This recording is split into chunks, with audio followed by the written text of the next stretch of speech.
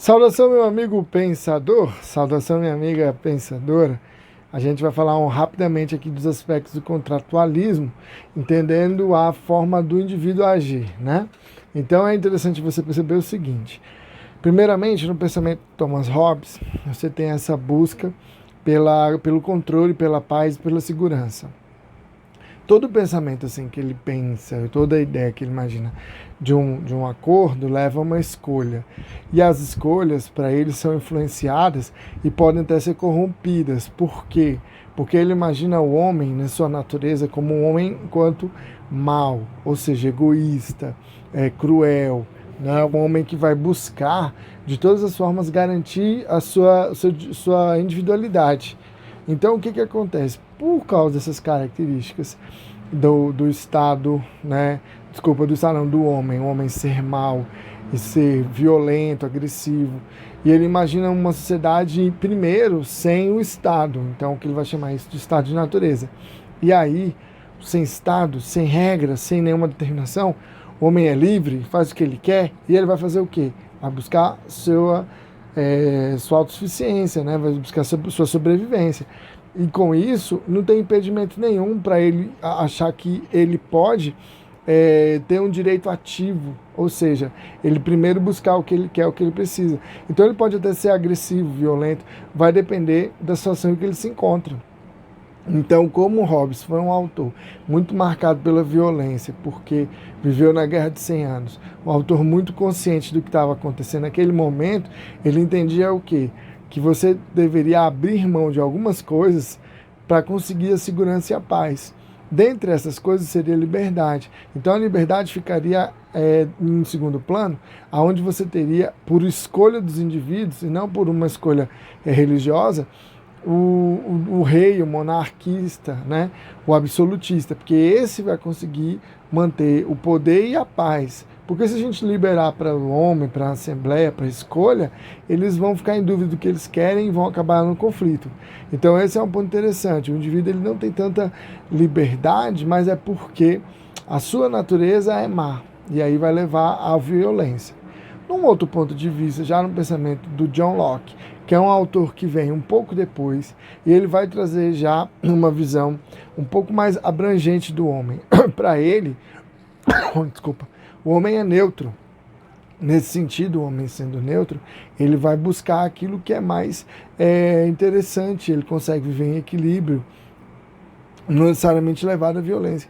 Então é por isso que é interessante você entender que na visão do Locke, ele se preocupa mais com a formação daquilo que for considerado importante para todos, né? Então aí você vai ter a preocupação com as leis, com o poder, com o Estado e com a propriedade. Então, segundo Locke, o trabalho, a propriedade é um direito divino. E o Estado, então, tem que buscar garantir com que isso ocorra, né? Então é um pensamento interessante, porque vai um pouco diferente da visão do Hobbes, que nem pensa o homem mal nem bom. Então ele é livre para poder tomar suas escolhas, mas fica ali meio complicado para ele quando envolve a propriedade. Então é por isso que precisam definir as leis, e aí você tem um sistema legislativo para que não haja corrupção, e também um papel do juiz para trazer ali aquilo que seria o justo, né? Então, com isso, ele propõe a divisão dos poderes, e o Locke também viveu no contexto da Revolução Gloriosa, que é um período onde se faz com que o rei da Inglaterra assine a Constituição. Então é legal aí você ter essa noção. E aí depois a gente tem o Rousseau. O Rousseau já vai na contramão dos dois. Primeiro que ele coloca que num estado de natureza o homem seria livre, seria equilibrado com a natureza, tranquilo. E por causa desse equilíbrio natural e esse equilíbrio digamos assim, normal, ele não teria essa relação ruim com os outros, ele seria bom. Então ele traz o exemplo, a teoria do bom selvagem. Então você imaginar ali o índio, né? O índio vive em equilíbrio com os outros homens, com a natureza, né? Domesticando plantas, animais e tal. Então ele imagina essa ideia. Só que aí no momento que você cria a propriedade privada, você sai desse estado de natureza e entra no estado de sociedade. Nesse estado de sociedade, a liberdade é limitada. onde o indivíduo agora não tem mais todo o acesso que ele tinha antes, e os bens se tornam escassos, e a desigualdade começa a ficar mais forte, que pode culminar na violência temida ali pelo Hobbes. Então o que vai acontecer? Para que, num segundo momento, nesse estado de sociedade, aí se faz o contrato. Mas a ideia do Rousseau é valorizar a liberdade coletiva.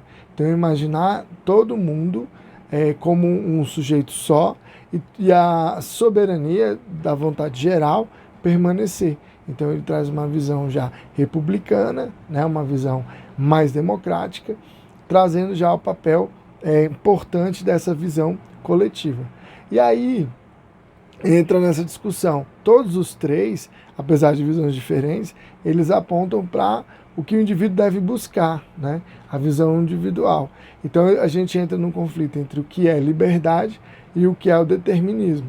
Então o determinismo é a ideia de que sempre nós seremos, de alguma forma, determinados a fazer alguma coisa. Ou seja, sempre por causa de uma força ou por causa de uma organização superior, um intelecto, né, superior que define as coisas, um destino. Então sempre a gente está sendo guiado. Então por isso determinismo. Não confundir com determinada. A pessoa determinada é uma pessoa que tem um foco, né? Então assim como você está assistindo essa aula, você está determinado. Curte lá a nossa aula e é isso aí. Agora, o determinismo não. Ou você vai agir por causa das leis da natureza, ou você vai agir por causa das leis biológicas, ou você vai agir por causa de algum domínio divino. Então, sempre fica essa discussão entre o que o homem pode fazer. Se ele é um homem livre, né, livre para fazer qualquer coisa, ou se ele é determinado de alguma forma. E depois, na Idade Média, a gente viu que tem o pensamento do Agostinho, que traz também a noção de livre-arbítrio, né? Que depois vai ser retomada pelos outros filósofos aí, para a gente entender a responsabilidade da nossa atuação. Beleza? Então, basicamente é isso, e depois a gente conversa mais sobre esse tema. Beleza? Então, vou nessa, valeu, obrigado e até mais.